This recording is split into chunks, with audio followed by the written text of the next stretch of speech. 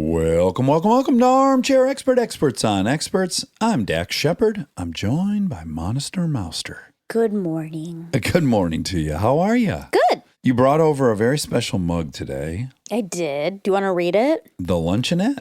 The Luncheonette. Gives me warm fuzzies to see that. Of course. Me and Peter pretending we owned a recording studio. Boy, the fun we had. So today's guest is very interesting because I met this person at a dinner party, 10 years ago. And he was so interesting. I learned that he had been Brian Grazer's cultural liaison. He literally would educate Brian Grazer, the very famous producer, every morning on what is happening in culture or in the Zeitgeist. And so after meeting him, I learned of his Zeitguide culture classes. And I've been reading the Zeitguide of his for the last 10 years. It's one of my favorite emails to get. So we're having him on today. He's an author, an entrepreneur, and a publisher and creator and host of Zeitguide's Culture Class. Zeitguide is a cultural almanac which synthesizes the need-to-know hot-button issues we need to keep track of throughout the year. Go to Zeitguide.com and use code ARMCHERRIES for 50% off Brad's first culture class of the year. Please enjoy our friend Brad Grossman. We get support from Quince. So we've been talking about Quince a lot lately, and as we head into fall, it's the perfect time to reset your wardrobe with their amazing pieces. I think it's so fun to do when the seasons turn over to just spruce up your wardrobe with a couple specials, and Quince is the place. Totally. We're talking organic cotton, Mongolian cashmere, tailored chinos from just $60. Premium fit and quality you'd expect from a luxury brand designer. I love Quince. I like it understated and subtle, and I like stuff that has high quality. And Quince checks all those boxes. I love a lot of stuff from Quince. Honestly, they have incredible premium denim, which is very important for fall. It's pretty much all I wear in the fall is denim. And Quince has such a good selection of quality denim. Their stuff is so versatile, timeless, and built to last that you just grab every single day without thinking. Right. And all of that for 50 to 80% less than similar brands. They go direct to ethical factories, cut out the middlemen, so you get all that quality without overpaying for it. We love that. And they do way more than clothes. They have bedding, cookware, bath essentials, travel must-haves, same deal, and great quality. Upgrade your everyday. Download the Quince app for app-exclusive offers or go to quince.com/Dax. Get free shipping on your order and 365-day returns. Now available in Canada and the UK too. That's QUINCE.com/Dax. We get support from Apple Gift Card. Back to school is here, and for many, that means some big life transitions. Whether they are heading into a new grade or setting up a dorm for the first time, you want to give them something that actually supports their growth and success. Apple Gift Card is a versatile solution because it takes the guesswork out of gifting. It's not just about a new pair of AirPods for focus. It's about giving them the invaluable chance to choose the digital tools and subscriptions that suit their unique journey. They can use it for productivity apps on the App Store, movie nights on Apple TV, or extra iCloud storage for all those new memories. With Apple Gift Card, it's so empowering to give the students their freedom to allocate their own resources. Celebrate their new academic chapter. Visit applegiftcard.apple.com to celebrate their milestones and gift one today. He's an armchair expert. He's an armchair expert. He's an armchair expert. Okay, Brad's here with a non-swivel chair. There was a last-minute game day decision made to get rid of the swivel chair, which I appreciate. Are you a fidgeter? Did you think to yourself, you know what, I'm a fidgeter and I'm going to spin around the whole time? I'm developing on more stability. Okay. Is that a 2021 resolution? It's been a 1975 resolution. And I think we're getting there. We're getting slowly but surely, steadily, baby steps. Now, I just want everyone to know, I met you, Brad, at a dinner party, man, I want to say 10 years ago at this point, and I learned about your role at Imagine, which is a great historic production company here, Ron Howard and Brian Grazer, who you worked with, and you were so knowledgeable about everything. And then we learned at this dinner party that you have something called Zeitguide, which you then signed Kristen and I up for, and we get it weekly. And it's awesome. It's a cheat sheet for everything that is in the zeitgeist. That's popular. You catch words you hear, which happens, I think, to all of us. You're just moving through the world and you're hearing like, oh, what's this new word everyone seems to have embraced and knows what it means. And so you have a culture guide that helps people stay abreast of the ever-changing zeitgeist. Is that a good description of it? It pretty much is. Not everybody, you're clearly very, very in tune, but not everybody knows what the word zeitgeist means, right? It is not a popular word, right? Zeitgeist is actually a German word that means spirit of the times. So that's my mission, to embody that, to help guide people through our constantly changing culture, like guiding them through the Zeit, which is time. Yeah, so how do you know what you're going to explore? Is it a synthesization? A synthesization? Sure. Okay. Of like moving through the world and just picking up on these things. Like I remember, I'm just going to give an example, like 8 years ago, I'm like, man, people love the word artisanal. That's everywhere. And then, of course, it made its way to like a Subway sandwich was artisanal. And I was like, well, okay, that's got to be the end of artisanal. But is it that you're out exploring on the internet or in news, or is it that you're moving through the world and getting curious about these things you're hearing, or is it all those things? Well, it is all those things, but you use two really good terms that define it. In fact, one of my clients just pitched me as part of their project and called me a cultural explorer. Ooh. And yeah, I'm basically a student of the world. And while you all have your real jobs, I'm going out there like an octopus, sucking up all this interesting information that is based on my curiosity and my questioning of what's really happening. And I synthesize all of it, and I have researchers who help me. And then I serve it on a platter to my audience, whether there's CEOs or leaders or, like you said, Brian Grazer, and now you and your audience. So you have a couple facets to your business. One is Zeitguide, which anyone listening could become a subscriber to Zeitguide. Not only that, I think you even have come up with a code for Armchair so they can get it cheaper. Is that true? Yeah, well, I moved on because of the spirit of the times, because nobody reads anymore. I do these culture classes now. I customize them for companies, but I also do it for anybody. And on the 27th at 1 p.m. Pacific time and 4 p.m. East Coast time, I am going to do one like I always do, but for the Armchairs, which is actually the code Armchairs in caps, I'm offering 50% off. So it's $25 for, I'm calling it Around the World in 60 Minutes, Everything You Need to Know in 2021. Oh, wow. Okay, so really quick, you want to talk about a polarizing topic. It's how to spell Armchairs. Now, I spell it Armcheries. Like the fruit. Yeah. It's arm and then the fruit. How do you spell it? Well, I looked it up and I listen to your podcast every week. So I thought instinctually that it was Armchair, as your podcast defines itself. And then I thought, you know what, that's a really good way to brand you in terms of a zeitgeist kind of thing, because you're both so sweet. Oh, so it's a great, that's it's such a, I mean, you really, I just want to praise you. Like, you really connect with humanity. And that's what I try to do in the work that I do as well. I like to be more the guide than the zeit. Of course, people want to know the zeit, but I want people, and I did it with kids originally as a tutor, and then I did it for Brian Grazer at Imagine, the Academy and Emmy Award-winning producer, which you were part of one of the shows, Parenthood, right? Yeah. And all my clients and my audience of Culture Class, I want them to all come away from the experience feeling inspired, enlightened, less anxious, like they have an edge. I don't want them just to be the smartest in the room. I want them to connect with the knowledge and figure out what it means to them on an internal basis. Well, that's what I was going to say about the different facets of your business. So one was Zeitguide, and then also being brought in as a cultural expert to different companies to help them navigate and decide where they should be heading. So everything I read of yours has a kind of practical suggestion for being nimble and flexible in an ever-changing economy. I call it cultural agility. You got to be agile to the constantly changing culture that's surrounding everything you do. And now it's obviously more complex, more confusing, and happening more quickly than ever before.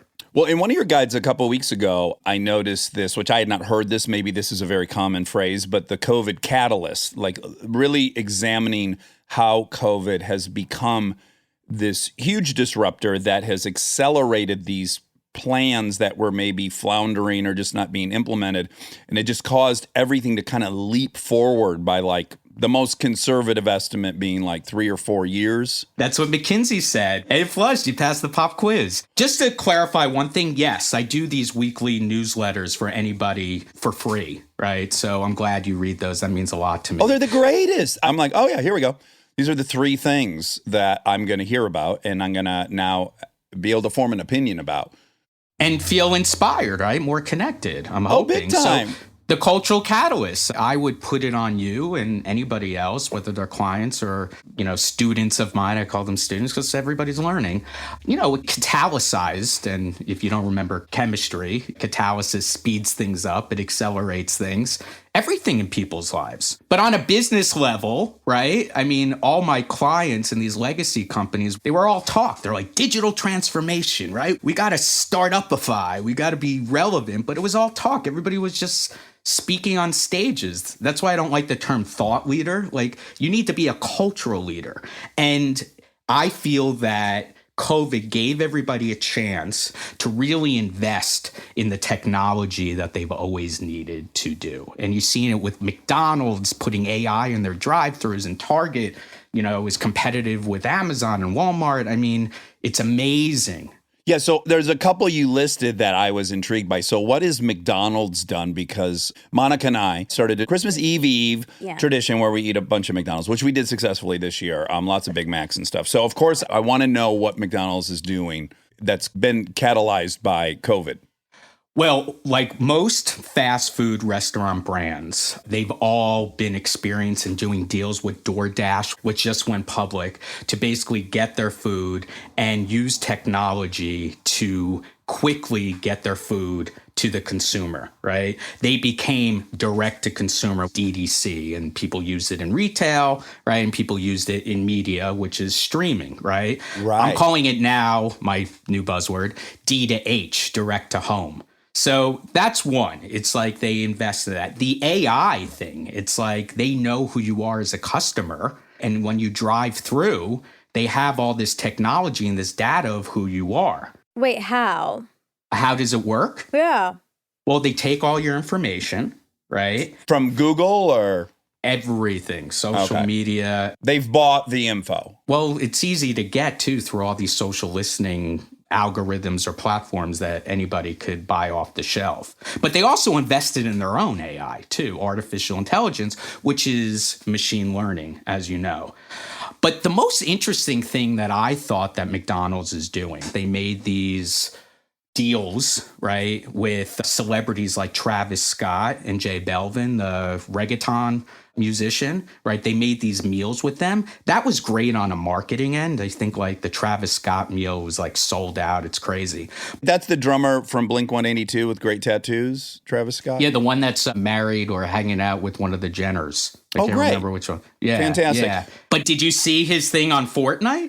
No, I don't even know what Fortnite is, Brad. I mean, it's a video game. I want to do a culture class just for you. Private, on me. Culture class for dummies.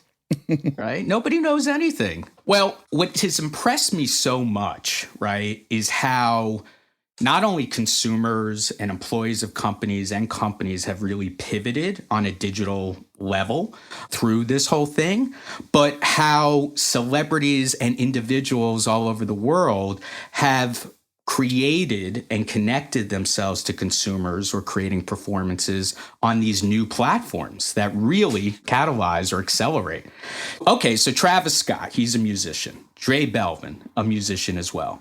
They can't perform in public, right? I mean, nobody's going to live events. So what do? There's this game called Fortnite, right? That millions and millions of people are on. It's like, all over the world, you could compete. The definition is game as a service, right? You go in for free, you buy things. There's so many examples of those games, but that's one of the most popular ones. And through COVID, just an aside, like gaming has skyrocketed. So because they're so popular and because they have an audience, because nobody's going to live stadiums, they've created these avatarized, like, we both love to make up words. He created an animated game figure of him, of creating this concert in the game.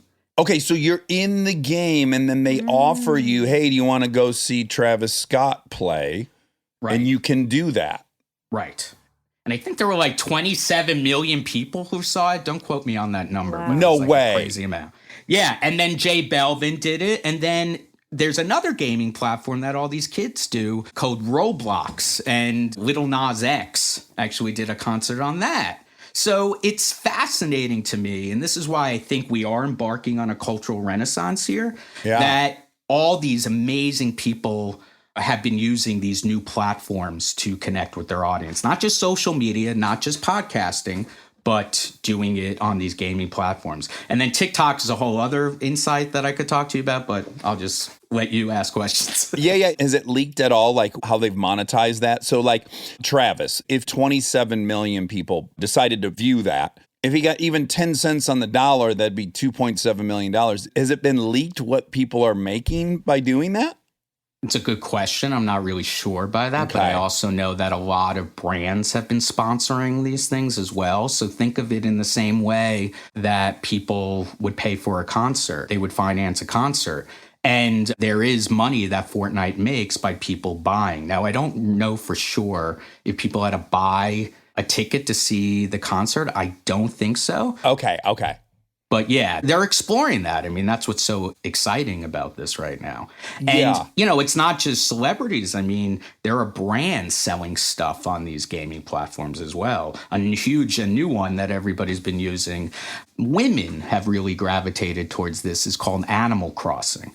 Do you know about this, Monica? I've heard it, You're but a woman. I am a woman, and I have heard of it, but I don't play it or know really anything about it.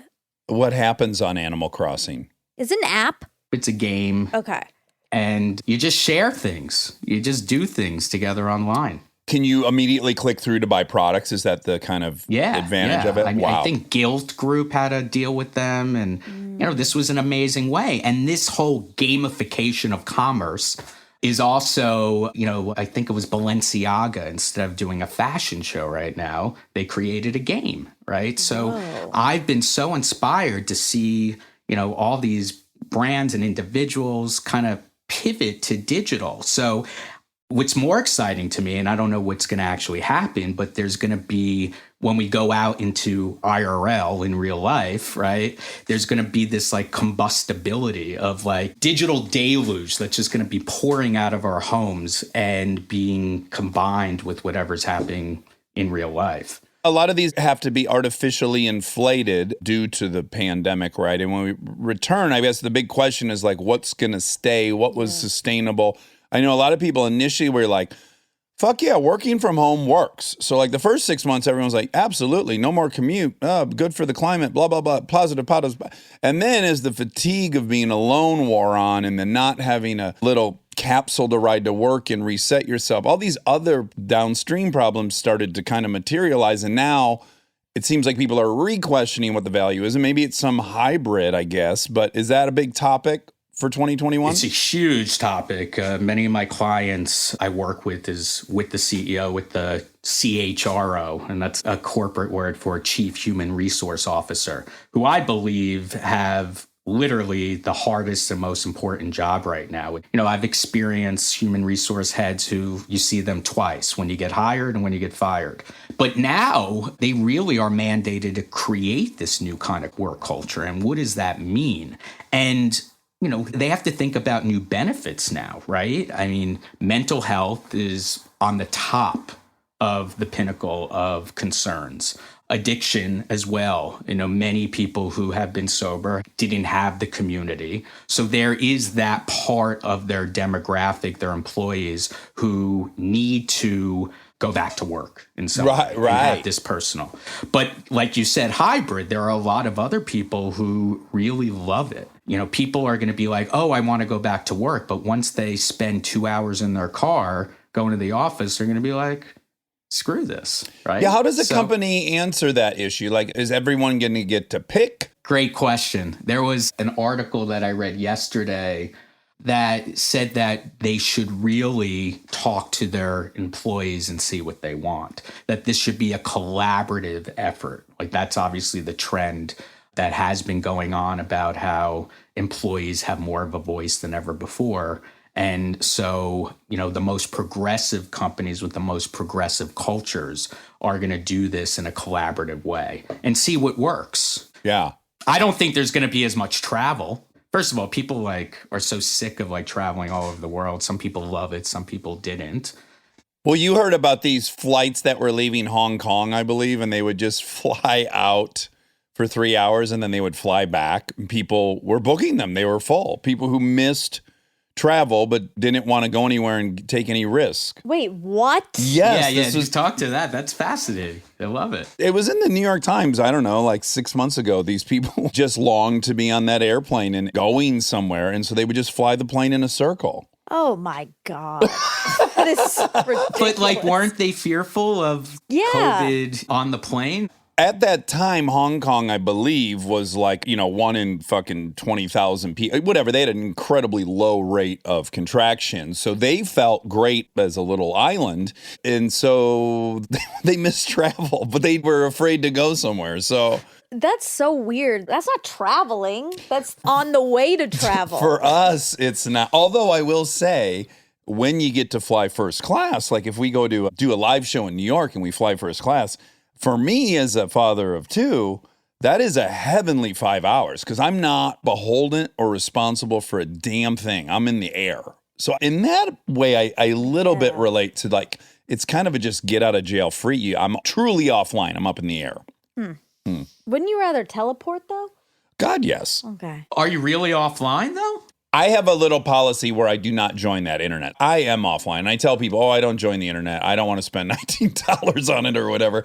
We've had so much fun on airplanes together. I know, but if I could teleport, I would rather do that. You wouldn't want to fly with me in first class right now in a little 5-hour loop? No. Oh my God. We could just hang out here. Oh my God. Okay, sorry, Brad, to get you in the No, that's car. okay. Yeah. I love flying when it's first class too. Yes, it's really nice. It's nice. It's really nice. But I love that you don't go online either because, you know, it's the only place that you really are forced to think linearly, right? Uh-huh. You know, you have your newspapers, you have your magazines, you have your books. You're not all over the place Yeah. in a hypertextual way. There's so many fun things on your list of COVID catalysts, but because this, again, is of particular interest to Monica and I, what's Domino's doing? And how real is this stuff?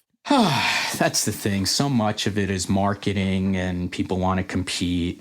But Domino's has always gotten a lot of, let's just say, attention because they've invested more in digital technology even before.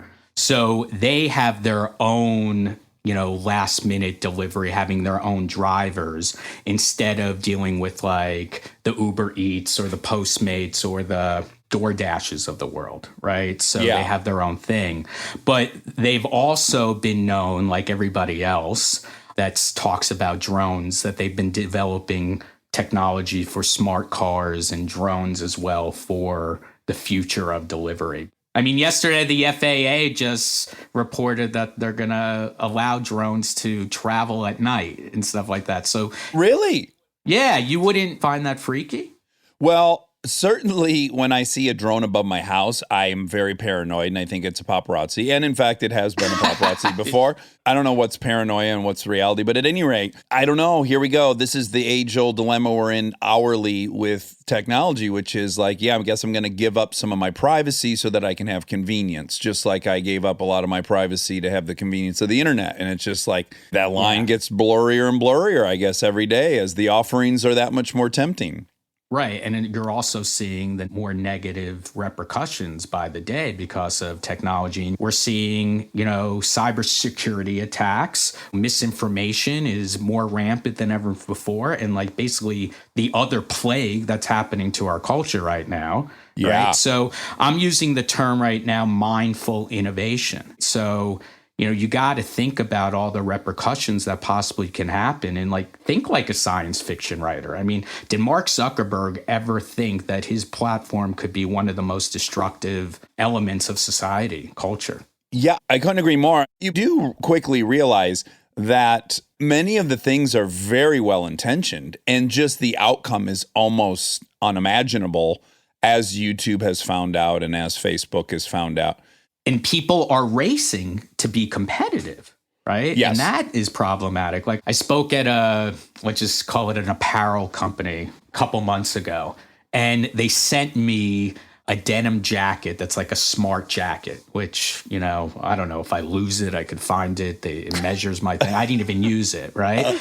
And I'm like, okay, are you thinking about the privacy issues and security? Yeah. But then there's great things about technology that's going to be really helpful and completely necessary.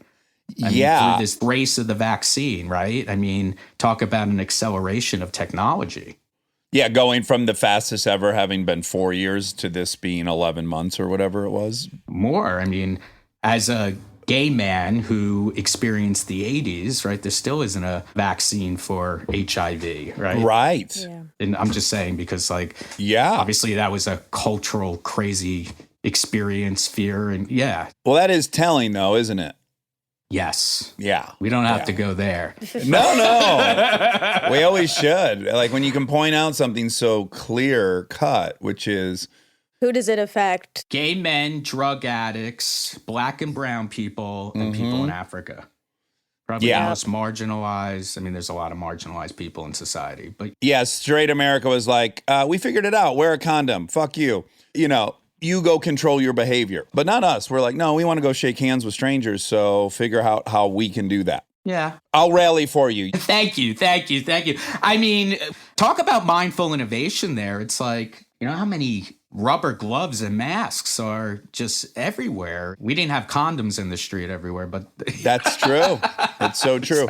Well, you use a term infodemic, which I really like. Wow, you really studied up. Brad, I appreciate you and you're worthy of my studies. But infodemic, this is something that is of great concern to us. There was this Sunday, 60 Minutes had a story on a woman. I mean, you just can't believe this story. She was an Iraqi vet from one of the Iraq wars. She is a cyclist that cycles for, some armed forces team.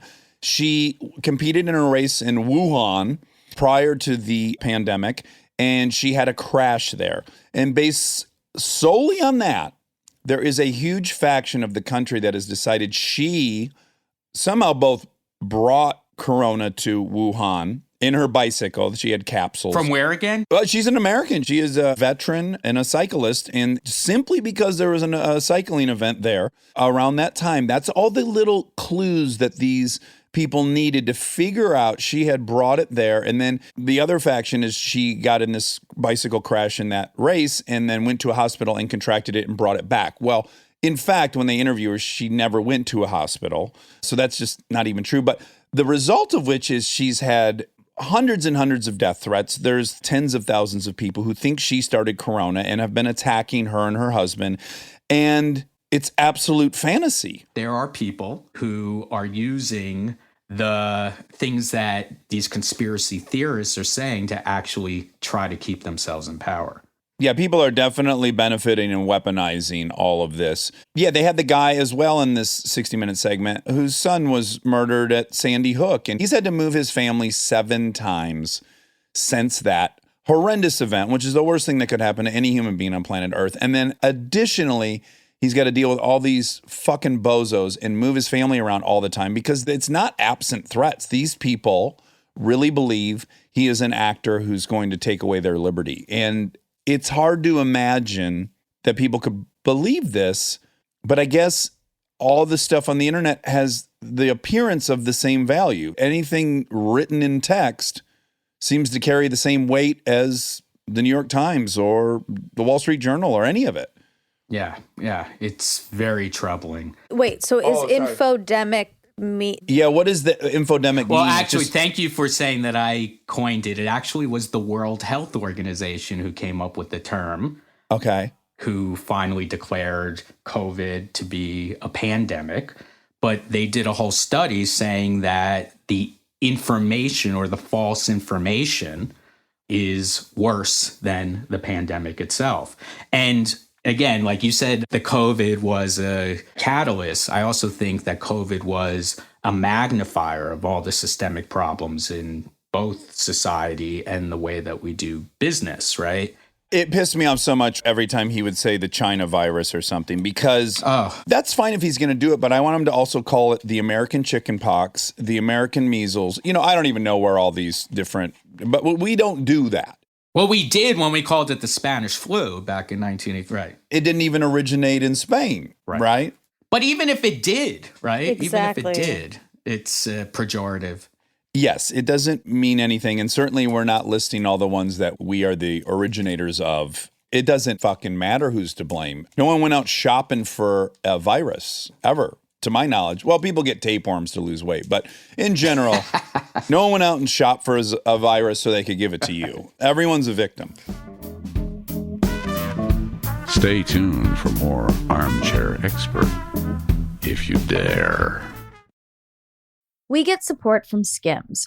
Oh man, do I love Skims. I've been living in the Skims lightweight cotton collection all summer, and I have to tell you, getting dressed has become so easy. I just throw it on. It just feels right immediately, whether I'm grabbing coffee or I'm on the couch all day or I'm out, even going to dinner. The cotton is so lightweight and breathable, which in this heat is a non-negotiable. The cotton jersey t-shirt, I just need everyone to know about this one. This one hugs in all the right places. It's very soft and it still looks and fits the same after months of washing, which is very hard to do, I feel, with t-shirts. I've been wearing the black cotton jersey t-shirt with basically everything all summer long. It goes great with any pattern skirt or shorts or pants. I mean, anything, truly. I believe that's probably my favorite piece from the cotton collection, but they also have great lightweight cotton thongs that are so comfortable and they're cute. That is a very, very hard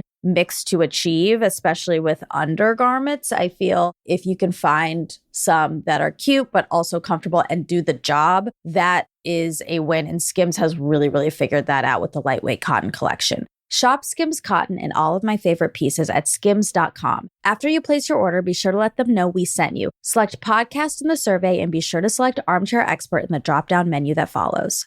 This podcast is brought to you by Squarespace. We've talked before about Rob building our website on Squarespace, and I bring it up again because it's a perfect example of what they do well. Rob had all the pieces, the content, the vision, the ideas, but he needed something to actually take all that and make it public facing. And Squarespace was that bridge. Maybe you're in the same spot. You've been developing something, a business, a skill set, a body of work, and it's been private. It's been yours. But at some point, you're ready to put it out there, and that transition from private to public can feel like a huge leap. Squarespace makes it feel like a step. Beautiful templates, built-in SEO, email campaigns, scheduling, analytics, everything you need to go from I've been working on this to here it is, come find me. All in one place, no code, no stitching together a bunch of different tools. So if you've been sitting on something and waiting for the right moment, this might be it. Head to squarespace.com/DAX for a free trial. And when you're ready to launch, use offer code DAX to save 10% off your first purchase of a website or domain. We are supported by Walden University.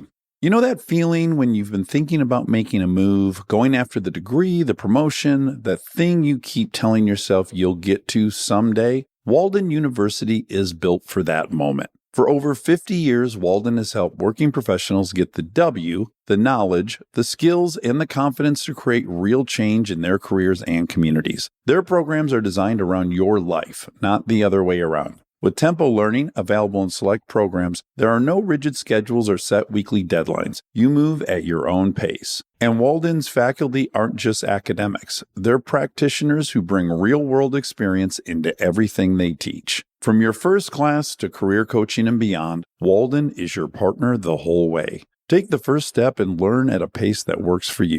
Visit waldenu.edu. Walden University. Set a course for change. Certified to operate by Chev.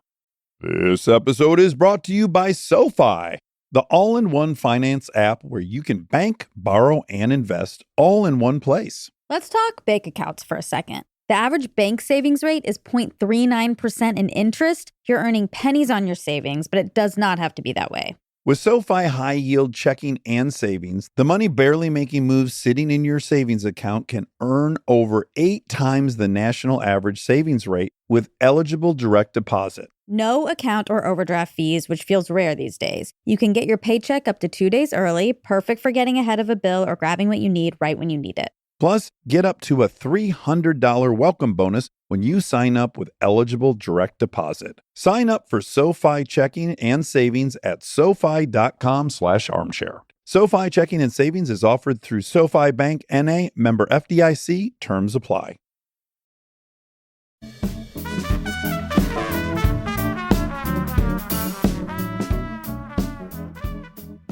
Going back to technology real quick, I wondered if you think that because we're at this heightened level of technology that it's going to circle back around to non-technology. Like we were just reading about Amazon creating a phone that has like Kindle technology, or maybe it's a Kindle phone. I don't know. I can find out more about that. But that doesn't have any social media on it, that only has text and calling, and it's like a remedial phone that they're going to start Maps, offering. like stuff that's useful, yeah.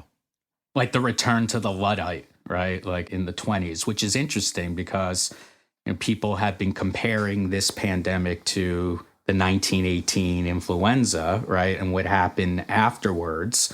Many people, as I'm sure you've read in many cases, especially in the entertainment business, how everybody's saying the roaring 20s happened after the 1918 influenza. But we also had the Dadaists and, like Duchamp. What are Dadaists? Dada was the movement that Marcel Duchamp created with the bicycle wheel. Do you remember? No, I mean, I can picture that bicycle wheel, but what were they all about? They were basically protesting against the modernization of society. Okay. Okay. Right? And that was a big movement. It led to the surrealist movement, and that led to psychoanalysis. I mean, all these forces in the 20s and beyond were coming together, and you saw such divisions, right? And I do think what's happening now is, yes, I'm hoping that we're going to embark on a cultural renaissance like the Roaring 20s, and we're going to figure out what entertainment and culture is going to be about. But there's also, I mean, we just saw in this election, there's so many divisions, right? And just to use the theme of division, we're seeing divisions in marriages, right? Divisions in friendships. And we're also going to see divisions within the parties, even the Democratic Party, right? And then when everybody gets the vaccine, there's going to be a division between the people who are just going to figuratively rip off all their clothes and start dancing in the streets, and then other people who are going to be more trepidatious, more fearful of what's going to happen. So I think the technology of what you're saying, Monica, is very astute. There is going to be a population that's going to step back from all that. I even know that Gen Zs, I just read a study that a large portion of them think that social media is toxic. I find that encouraging. Yeah. So it's interesting. I don't know if we are going to figure out, maybe we're going to be so technologically inclined in work, and leisure is going to be, let's put the technology away and let's go play badminton or something. Well, okay, I want to hit on two more little things before we get into what's coming in 2021, because it's in the infodemic umbrella, which is, what's the Great Reset? I did not know about that until I read it in the Zeitguide. I've been calling COVID a magnifier, an illuminator of the systemic problems, right? So this has caused us, and I'm hoping that it's going to turn out positively, to step back and really think about our lives and our role in society And we've seen every systemic problem, from systemic racism and social injustice. We sat back and saw on social media and everything else, the wildfires. So we've been reminded about how bad climate change is. Mental health is literally at the pinnacle of conversation, right? Or mental wellness. So my hope is that this magnification and this crescendo of all these crazy things that we are aware of right now is going to help us reboot our sense of humanity, so to speak. So that COVID has been like this symbol that disrupted the way that we lived before. And thank you for reading my Zeitguide. But last year, at the end of 2019, my theme was the world is on fire. Right? Think about pre-COVID, right? You had Greta Thunberg speaking about climate change. You had protests all around the world, you know, in Hong Kong and China. Remember all these things, right? That the world was just a mess, and that we got to sit back, and COVID allowed us to see, you know, what's happening. So I'm hoping that COVID is going to be this reset of how we want to reboot the world, reboot our sense of humanity, and also spiritually and individually, like reboot ourselves and figure out how we want to live the rest of our lives. And then there's the resets in business. Yeah, it does parallel a little bit like a bottom for an addict. Like this year kind of feels a little bit like a bottom, and there's an opportunity here to embrace the bottom and make some real change, or we could ignore it and stay in denial, which is always an option as well. I call that the COVID excuse, which is the opposite. I mean, there's two factions here. There's two trends in terms of what you said. And even I am experiencing this right now. Sober curiosity, right? Yeah. I actually, you know, I'll come clean. I've been drinking and eating more than I've ever had before. And I kept on saying, you know, it's COVID, like, you know, it's an excuse. And a lot of people have felt that way. But I also see the other side where people like me are thinking about sober curiosity when I get out of this bubble, right? Yeah. Like, what would it be that we kind of cut all these things out of our lives? There's both ways. Yeah, I hear a lot of that. So what's going to happen in 2021? You know, I see 2021 happening in 4 parts, right? So right now, if you look at the front pages of any digital or tangible newspaper, like the world's even worse. You know, I don't know when you're airing this, but, you know, we're going to see if Congress is going to vote on, you know, our president being president. We have the elections in Atlanta now, but Iran decided to develop nuclear weapons. Climate change is, again, at the pinnacle of conversation. So I feel that right now in 2021, from all the data that I'm seeing, combined with the hope that I have in my conversations with my clients, is that this isn't a reborn year. It's not like any other new year where you're going to be saying, okay, the year's going to be amazing. Yes, there's a light at the end of the tunnel, but we have a fucking lot of work to do. Right? Yeah. We have to roll up our sleeves. So that's like the first part of 2021. And I hope that's going to be accelerated, that whole part of the beginning, to create a rebirth of humanity when our new administration comes in. And it's like also the year of the expert, right? He's actually surrounding himself by real experts with real knowledge, which is great. So, you know, that's the second part. Let's call it the second quarter of 2021. And, you know, there's going to be a lot of turmoil, I think. But if our administration does what our future president says we're going to do, we're going to deal with this darkness, but he's going to help shepherd this through. And then when everybody gets vaccinated, I see, and I mentioned this before, there's going to be a division with the people who are going to just like, we're going back, we're going to party in the streets. It's going to be like Mardi Gras everywhere. I think that's more of the young people, right? Sure. And then there's going to be people who are going to still be trepidatious. And then we're going to go out into the real world, and people have been saying the new normal, but it's going to be the new anxiety. What does that mean? There's so many like moving molecules that it's going to take real work and real integrity and real vision and real leadership to hopefully put those molecules together and create a better world. Well, hopefully, though, there's no way having just experienced COVID not think, well, that's one of a million kabillion viruses. So we didn't kill Godzilla, and then that was the only monster living in the sea. So the handshake, is it gone? I'd like to see it go, personally. Really? You're about the elbow bump? Did you watch The Crown, where like Queen Elizabeth went out to see all of her people and she puts on the gloves? Yeah. Yeah. Well, you would probably know the history, right? I mean, originally, shaking hands is to basically tell someone you're not going to murder them, right? It had an actual practical purpose, but I don't think anyone believes that someone's holding a sword behind their back or a handgun in the other hand. So I just wonder, is it one of these vestigial things that doesn't even mean anything anymore that we're stuck with? Why do we need to touch people we meet? You don't miss hugging people? I love hugging. Okay.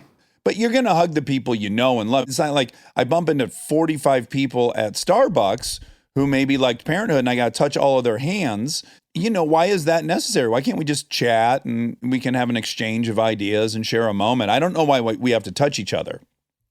I think you're right. I can see that. And I think you being such an influencer in the world, you might be starting that culture just by saying this. But, you know, other cultures, like in some Asian cultures, like the bow, right? Yeah, I'll do that. I'll do The that. bow all in day. the business card. Although you don't like bowing. When we talked about the crown, you did not like that people bowed to the queen. Yeah, I hate that's bullshit. But if the queen bowed to everyone and they bowed to her, I'd be into then it. you're in. Yeah, I don't Okay. like the status thing of it. That she gets bowed to. I love her. Or people I felt that way too when I watched it. And I felt very uncomfortable. Wasn't it good though? Oh, it was so good. It's such a good show. Diana. Oh, I know. I know. I felt a little bit like one of these people. It's like, I'll say something maybe liberal on here, right? And then I'll get some message like, I can't listen to you now. And I'm like, but I found myself guilty of it, which is I'm so offended by the notion of royalty that as much as I'd get into enjoying the show, I'm like, this is such bullshit. These people are going to marry people they That's don't why like. it's fascinating that that's the world that they've created and they're trying to maintain. And there's kind of no reason to maintain it, but they have to because that's their whole life. It's so interesting. Well, it's definitely like laden with conflict, I acknowledge. Yeah. And they're sad. Yeah, that's what I'm saying is everyone's losing. Every It's single person's losing in this fantasy where they're more important than other people. Anyways, I had a hard time getting past that, Brad, and it's embarrassing. Well, yeah, I mean, to connect the dots there in terms of royalty and also just shaking hands, you know, there's tradition. Also, not just royalty, but look at our patriarchal system, right? I think that's another silver lining of COVID. Basically, we're going to dismantle all these systems and cultures that, you know, are so archaic and aren't relevant anymore, whether it's shaking hands. So, yeah, I think that's going to happen too in terms of our cultural renaissance moving forward. There's going to be a lot of different behavioral habits that are going to be forming.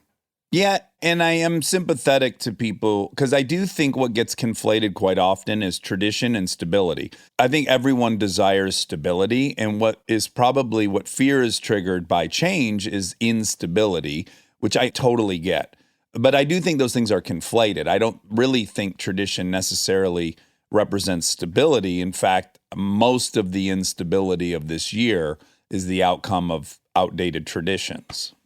Absolutely. But I think, okay, so there's tradition, but I also think there's ritual. They're two different things. Yes, right? yes. So ritual, I think, is tradition with heart, soul, and authenticity.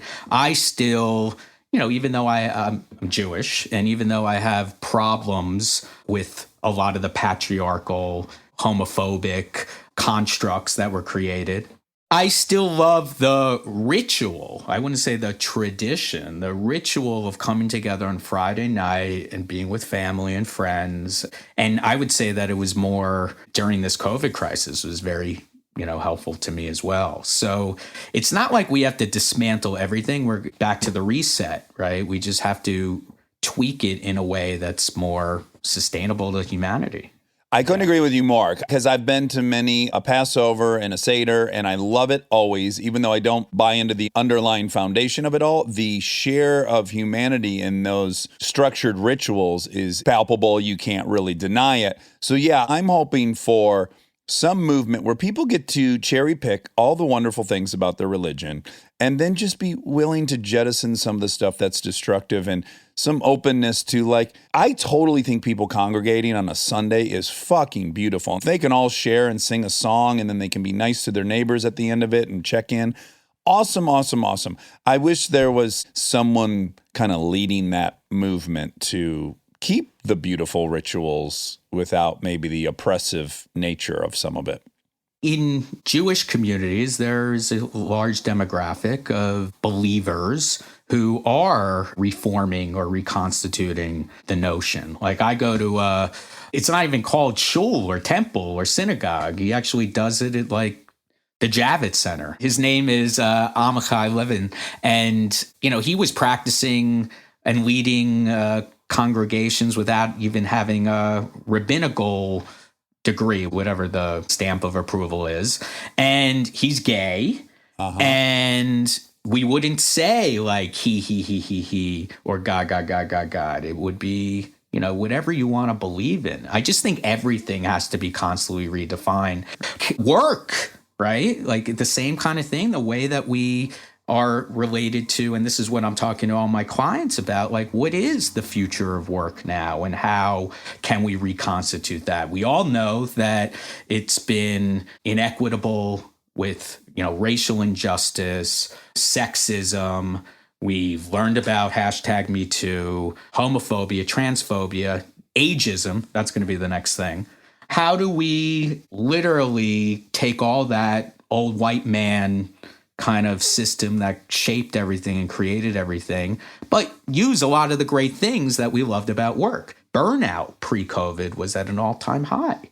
So it's like this has been a time to evaluate. And again, I'm looking at such an optimistic level, and this is why I'm more the guy than the Zeit, because this is what I hope for, that we're going to leave the bad. This is our time to leave the bad in our personal lives, in our work lives, in society, geopolitically, but we have a lot of work to do.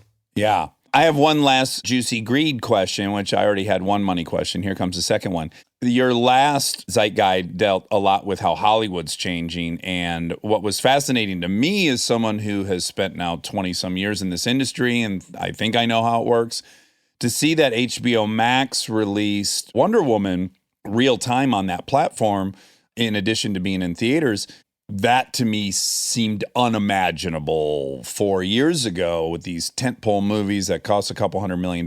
But I guess the success of Disney Plus, maybe if you're looking at, I guess, potentially $800 million a month in revenue for 12 months, now you're looking at making $9 billion. What's the difference if you got it there or from the theater? It starts making sense. So is the model making sense? I'm hoping it does not make sense because I am a cinephile. And I still like the IRL in real life experience of going to the movies. And I do believe that, we knew that the movie business was about to crash and burn unless somebody reconstituted what that experience of seeing a movie in a theater is going to be. And COVID has been that accelerator because, like, we've seen every single media company going streaming.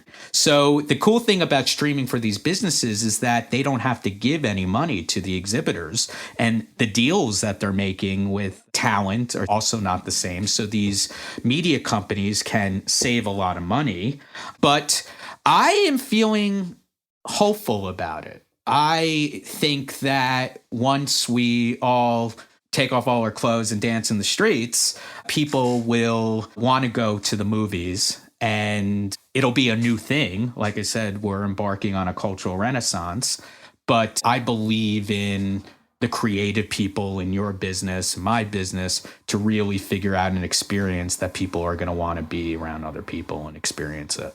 But it depends, right? Because like when you talk about movie theaters, I miss the movie theater so much too.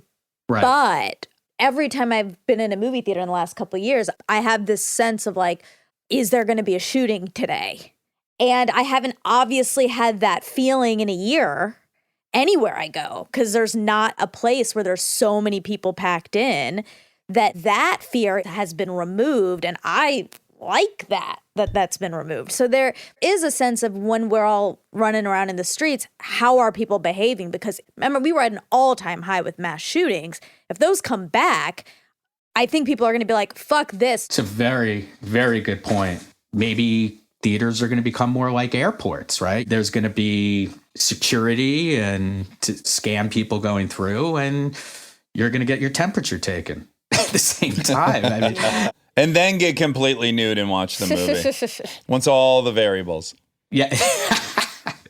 I mean, everything has vulnerability to that. So again, I'm hoping that there's a population of people who are thinking about all the things happen BC, before COVID, that we were dealing with, like whether it was #MeToo and these protests and inequality and gun control and opioid addiction, all these things, right? COVID definitely pushed those things aside, COVID and politics, and we can't forget those systemic issues that we were facing before, one being gun control. Everything is being addressed, and I'm addressing it. We definitely need a global playbook. We need Zeitguides to help everybody kind of look at the procedures of how we're going to fix these problems. I mean, we have to put all these problems on the table that we've been thinking about and seeing that have been magnified through all this. And we can't do everything, but we're going to have to prioritize. And back to what I was saying before, that COVID, it's a warning. It's a warning that shit happens. We're vulnerable. We're vulnerable. And the next pandemic is climate change. Yeah. It's going to affect everyone. Yeah, you can't buy your way out of it.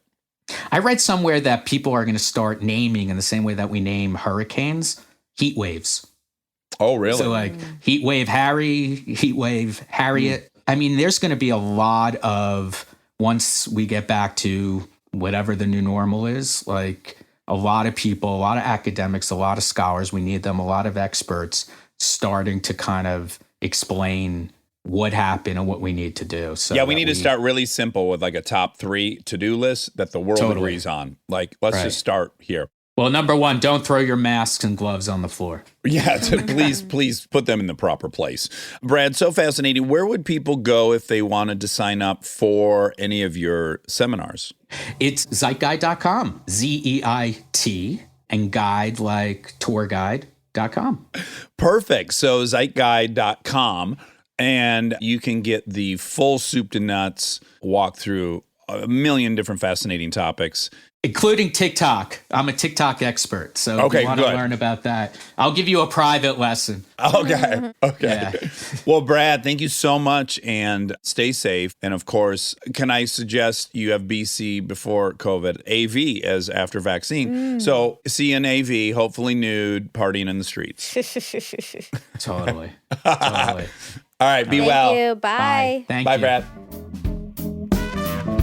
Stay tuned for more Armchair Expert, if you dare.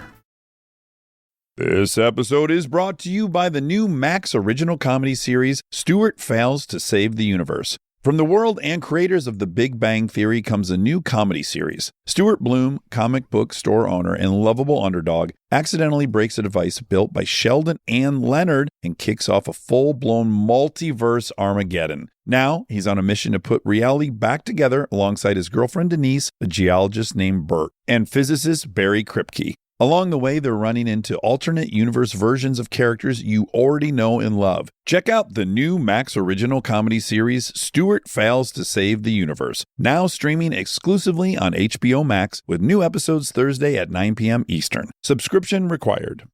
This episode is brought to you by ServiceNow.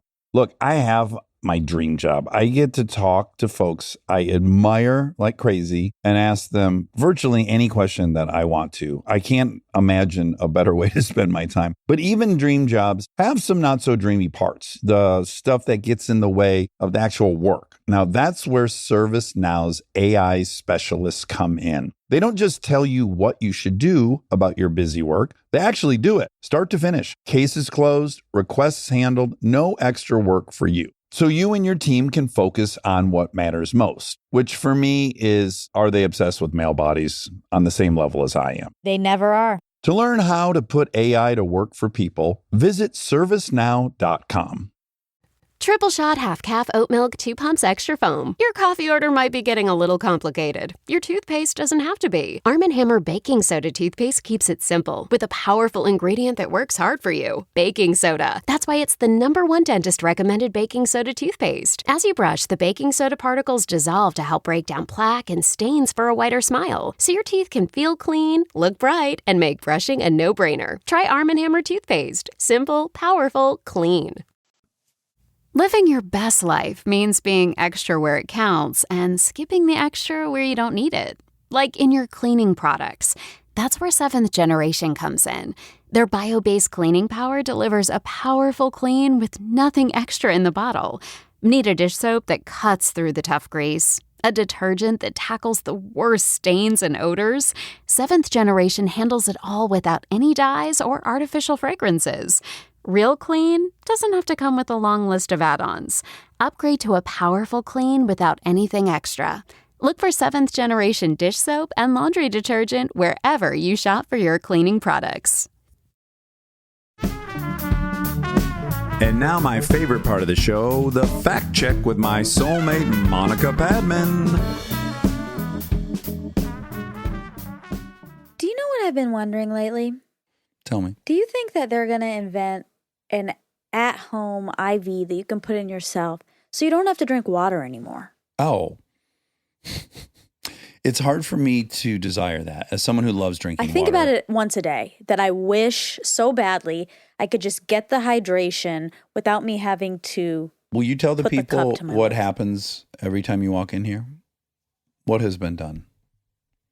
Pee cup. I have put a water on your chair in hopes that you would drink it. Not today. Yes, today. Where? I put it on your chair, on this yellow chair before you got here, and you had to have moved it probably up there where the other ones you move them to. But I put one on your chair and mine, and I put one either on your armrest or your chair every day. I never notice it Yeah. because I hate water. Mm-hmm. I don't want to hate it. Yeah, man, I feel it when I don't have enough water. I need so much water all the time, or I feel it. Me too, but I just can't. It's so weird I to me. can't get myself to the cup. Oh. Fill it up. So you want an IV? Drink it. You can go to the hospital. They'll give you an IV bag full I know, of water. but I'm just saying, like, every morning I wish I could just wake up and, like, open up my bag, put it in, do my errands. Uh-huh. Well, I think what you're asking for exists, which is you want a port. You want them to put a port in your body so that you can put all kinds of injections in there without them having to retap your vein every time. So do you want me port. Do you want me to get you a port? Yeah. Okay. I'll call in some favors like Sanjay, the different doctors we know. Sanjay would never allow that. He's He too put one right ethical. in your head because he's a neurologist, Ooh. but neurosurgeon. And he could do like a bow shape, so it always looked like I had a little bow in my Oh hair. yeah, and the bow would be filled with Water. with electrolytes in it. Oh, I would love Electrolyte that. rich. Because I'm starting to think maybe my seizure was due to a low level of electrolytes. I think so too. But I still can't get myself. It's wild. We all have some funny things. That's one of your funny things. It is weird. It's like you're so responsible. And you, as you say, on Race 270, you're in total control of your diet. You don't have to fight any urges. You can moderate. I mean, look, I don't want to say total, but I'm pretty good. Maybe when it comes to sweets, maybe. But in general, you're pretty good. And the notion that you don't drink water is just astounding to me. It's a mental hurdle. I don't know what it is. I mean, I like drinking at your house hot water. Okay. But I don't like doing that at my house because I don't have the hot water tap. Insta-hot. I'm excited for that for my new house. Yeah. That's a priority. You gotta see if Delta makes one, since they're gonna be outfitting yeah. you. Yeah. Here's what I would love for you to do is to get one of those absurdly sized jars like Eric carries around. No, Molly got me one. Oh my God, you already have it? Yeah. You need to fill it up in the morning and you have to drink that throughout the day. Like that's your homework. Haven't you seen my book bag? I mean, my purse? Yeah. It's too heavy already. And so I tried carrying that around a little bit and it was too heavy. Well, you know how you make it lighter? You drink the water inside. No, the vessel itself is heavy. And I have to carry it around. I have too much to carry. Ugh, water. We all have all these reasons why we can't do the things we don't do. Yours is now the weight of your bag. Well, That's the a weight of the real vessel. thing. Yeah. Yeah, I agree. You can't drink water. It can't be done for you. Well, I also You're unique. no, I'm not saying that. Well, your other option is to not do that and then to drink water everywhere you go, but you're not doing that. So I'm just trying to think of how you're going to launch a plan that might yield some results. Part of it is I don't like washing the water bottle. So I did buy this one from Nordstrom. That you can throw away? No, it cleans itself. Oh. I got excited about that. Actually, I don't know if it was from Nordstrom, but I got excited about that. But then it came, and then I think you have to charge it, and I was like, ugh. So Oh, it has UV light inside? I don't know what it has. Okay. Yeah. Is it next to the books you haven't read? Where did you put it? I put it with all the rest of my water bottles. I have many. Sometimes they Okay, smell. well, you're not biting on any of my solutions. So what is your solution? Do you have a solution you think might work? IV. That's what I'm telling you. That's not a solution. I don't have to do a pour. I could just do regular IV. Okay. Okay. All right. Well, If anyone out there has that invention, please reach out. you know it's going to require a needle be put in your arm. I don't all the- mind. Oh, you don't? Mm-mm. I really don't mind that. Okay. Well, then, yeah. I think it'd be a good solution for me. Oh, my God. This is very identical to people who want to quit drugs, but they don't want to go to AA. That's unacceptable. So they'll move to the middle of nowhere, Alaska. Like, people do this. They try to come up with a geographical solution to this thing because they refuse to do the thing.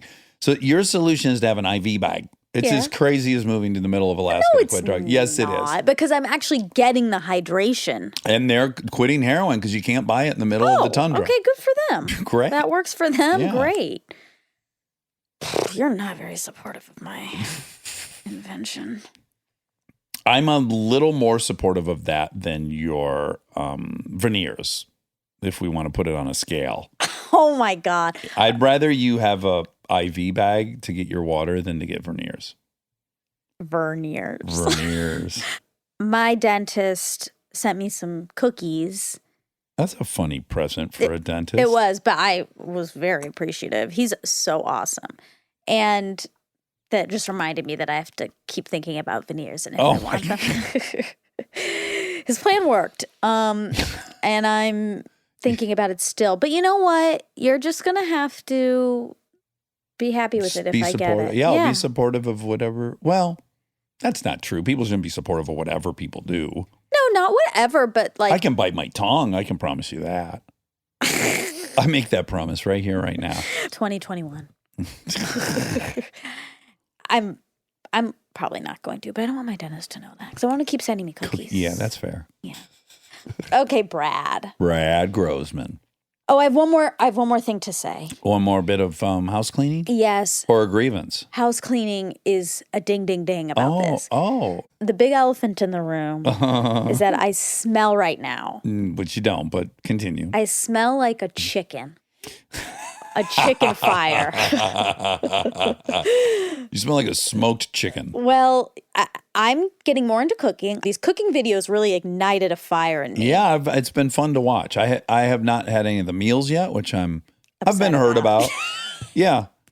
The fact that you made a big ziti for Laura No. and you know. Okay. How many, let me ask you this. How many meals have I made you? A lot, but listen to me. Okay. I presented the idea of a anchovy pasta and I you said, I were want perturbed. it. No, I wasn't. I said, I want it. You told me you were going to cut down the amount of anchovies and you know. thought that would be a good solution. I was, I can't wait to try it. I saw the and look then on your you face. told me, I've decided I'm not making that for you. Yeah, because I got scared because you looked scared. I was not scared. Your I was mouth excited. said stuff, but your face really told me the true story. You were scared of it. I thought, okay, this is not a good place to start. I'll start with the ziti, but I still have to try it out first. I can't just make it for the first time and then give it to you and then it's gross. So I tried it. It was amazing. Yeah, thanks. And then that day, glad to hear it went well. unfortunately, it fed 6 to 8 people, and I was playing And I spades was that day. not one of the 6 to 8 people. No, this is what happened. So I ate a bunch of it. Then I went upstairs. I said, "Hey, do you guys want any of the CD? I made it." They took some. Then I was like, "Oh, maybe I'll bring some to Dax tomorrow." But then I thought, I need it to be fresh the first time. Oh my goodness. But I'm going to make it this week Okay. for you. Okay. With the Spark Cash Plus card from Capital One, You earn unlimited 2% cash back on every purchase. And you get big purchasing power, so your business can spend more and earn more. Stephen, Brandon, and Bruno, the business owners of SandCloud, reinvested their 2% cash back to help build the company's retail presence. Capital One. What's in your wallet? Find out more at CapitalOne.com/SparkCashPlus. Terms apply. Stay tuned for an update. Okay, also, side note, Allison Roman, who is the cooking video chef, That you're obsessed with. she reached out to me, and I'm so excited because she invited me to a cooking class that she's hosting virtually. Via Zoom. Oh, virtual cooking class. Fun. I'm so excited. But I hope this doesn't happen. What happened yesterday? I made a skillet chicken. It was beautiful. Chicken thighs. Allison's trying to get me to eat more chicken thighs. Why? She just wants people to try chicken different ways, you know? Oh, okay. Instead of just chicken breast, No, thighs are where it's at. Oh, my God. That's the best meat on the chicken. It When was- I go to Roscoe's Chicken and Waffles, You get thighs. hit me with only thighs, is what I tell them. Wow. Yeah. When I leave there, I'm worried I've fucked up the proportion that they assign that day. Like, okay, we're going to sell 25 whole chickens. Hopefully people order this pretty evenly. And then I come in there and get 6 thighs. And I'm like, I might have just screwed up the calculations. Well, I was thigh shy. Okay. I was thigh Ooh. shy. She convinced me. So then I made this beautiful skillet chicken. It was so good. Unfortunately, I have a small apartment. I haven't moved into my house yet. There's no hood. Right. There's no vent. There's no exhaust. There you go. So all of a sudden, my smoke alarm starts going off. And I'm like, oh, I guess it is smoky. And it was And you're really way smoky. too short to address a smoke alarm problem.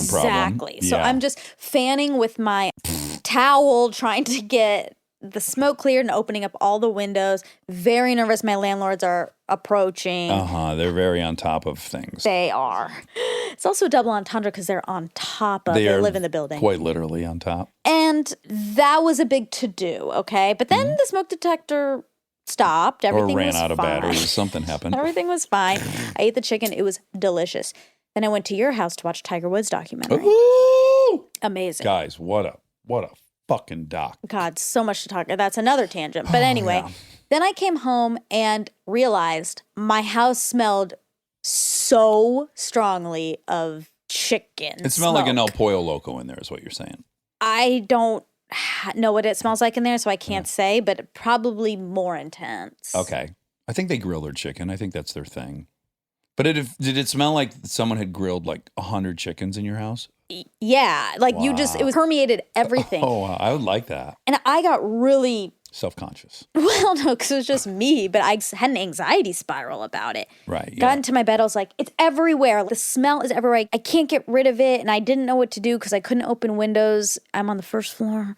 Couldn't open windows. I was too scared to do that. But For an intruder. in the middle of the night, I did open some windows in my I figure room. the intruders are asleep by now. Exactly. Yeah. Anyway, it was a predicament and I smell like it You got overwhelmed. big time. Yeah. And I kept thinking, but I want to keep making this chicken. Yeah. Well, you're going to have to, as you recall, I went through a huge phase where I was making chicken wings and thighs in the air fryer. Yeah. I don't know why I've stopped that because it was the most So delicious good. thing ever. But at any rate, it kicks out a good deal of smoke. So I had to learn to park that thing. I'd either cook them outside.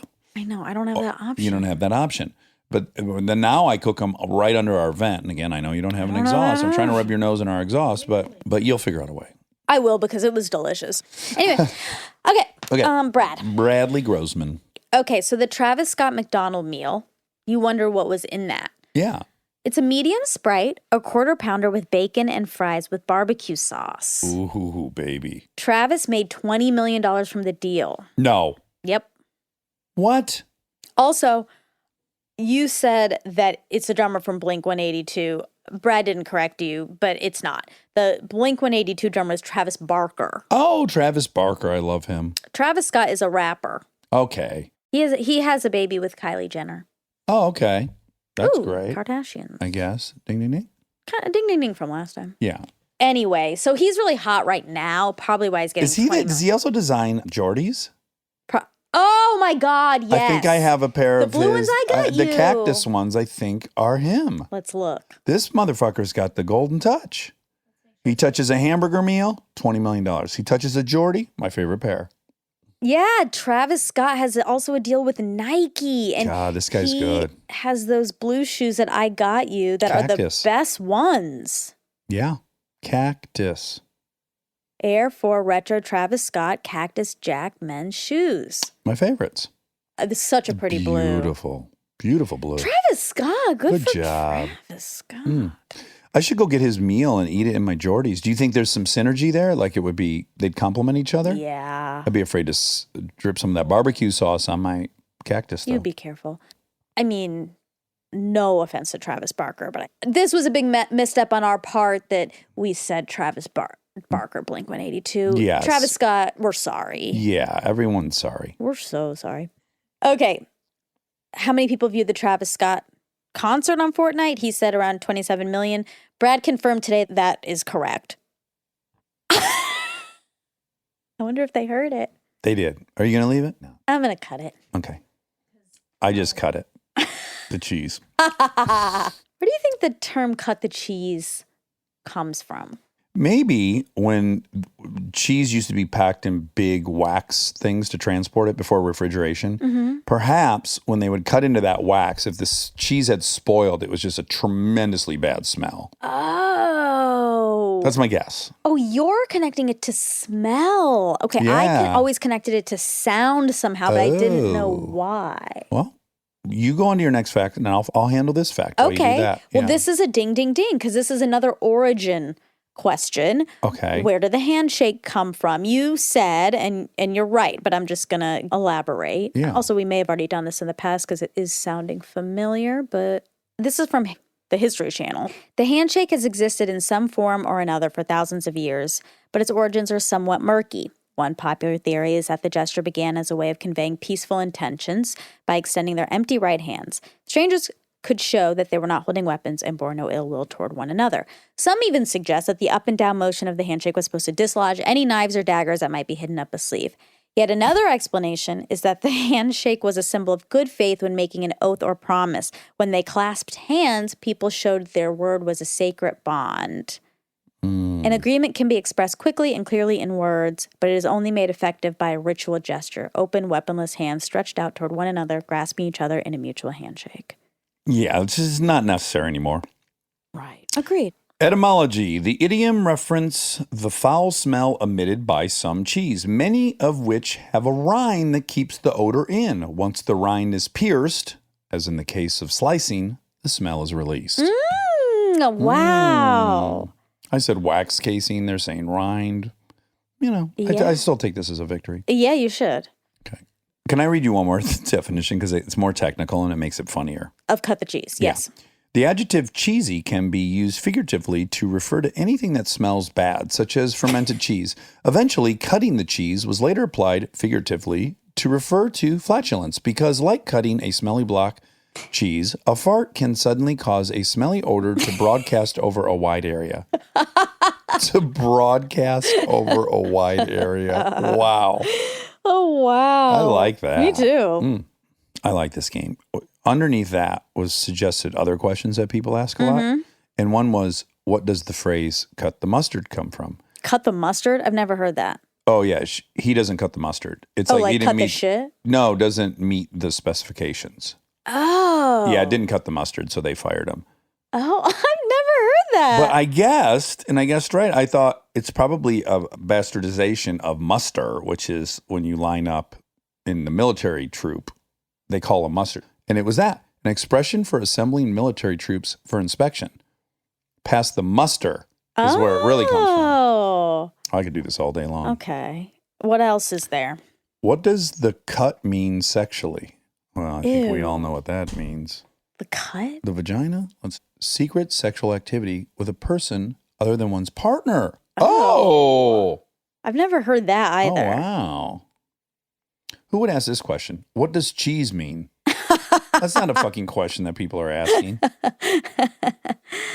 That is all. That's it? Yeah. What does cheese do to your body? What does cheese mean sexually? What does BB mean in texting to a girl?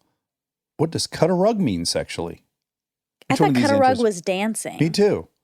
Definitions include to have sex or engage in other sexual activities. That doesn't help me. No, we've gone off the rails. What does fish market mean sexually? Ew. Ooh, fish market, a 19th century term for a brothel. Used in a sentence, I've had a long day and I need to pay a visit to the fish market. That seems... That has some, oh my God, ding, ding, ding, Connotation. of your apartment. It has some olfactory connotation. It sure does. But my apartment does not have a fish market You didn't smell. you didn't have a fish fry in there. Thank God. Well, I love you. I love you. I love you. And we'll stay tuned about whether you make me bake ziti by next. Oh, fact check. correct. Yeah. Okay. So stay tuned for that update.